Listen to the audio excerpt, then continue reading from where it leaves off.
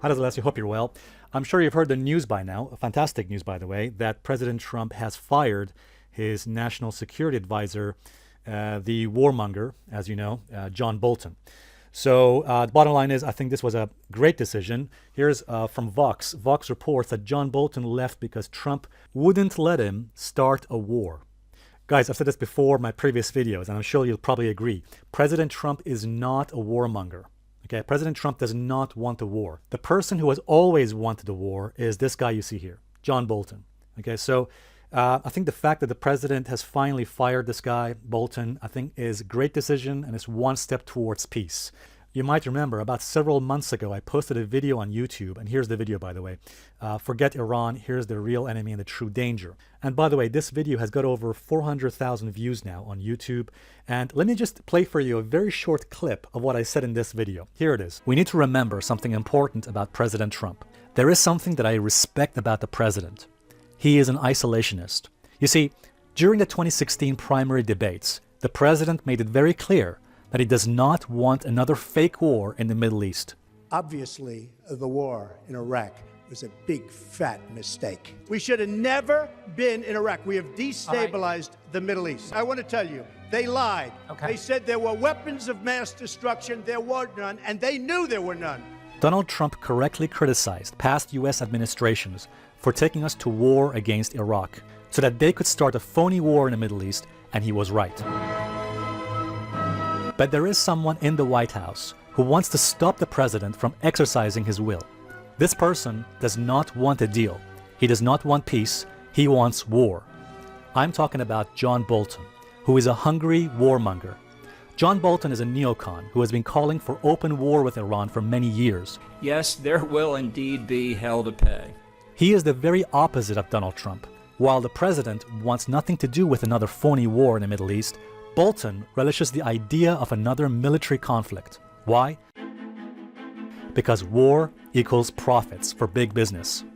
John Bolton is the architect of the Iran sanctions, and he wants the sanctions for one purpose only: to destroy Iran's economy, help the Saudi kingdom, and inflict maximum pain on the Iranian people.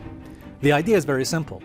Push Iran into a corner until finally Iran has no choice but to retaliate. John Bolton wants to provoke Iran into military conflict. And the sad fact is, I think he will succeed. Once Iran retaliates, John Bolton will say, "There you go. We told you that these were bad people. They started it, and now it's war."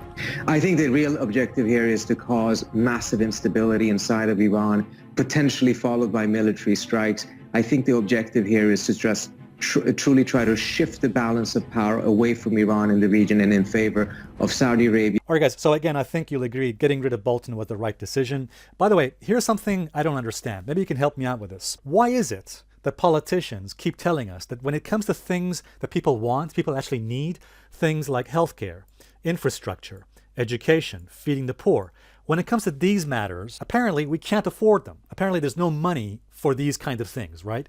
But when it comes to things that harm us, things that people don't want, for example, foreign wars abroad.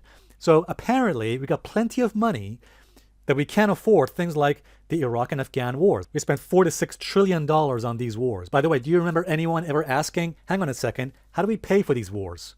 I don't remember anyone asking that question. But apparently there's plenty of money when it comes to, fighting foreign fake wars in the Middle East. We bailed out Wall Street with $12.8 trillion, a financial mess that Wall Street created but never got punished for. And not to mention we spent $37 billion every year in big oil subsidies. So apparently, according to corrupt politicians and the military-industrial complex, we can spend plenty of money on these things, right? Wars, Wall Street, and big oil subsidies, but we have no money when it comes to things that people actually need and want, like healthcare, infrastructure, education, feeding the poor, and so on and so on.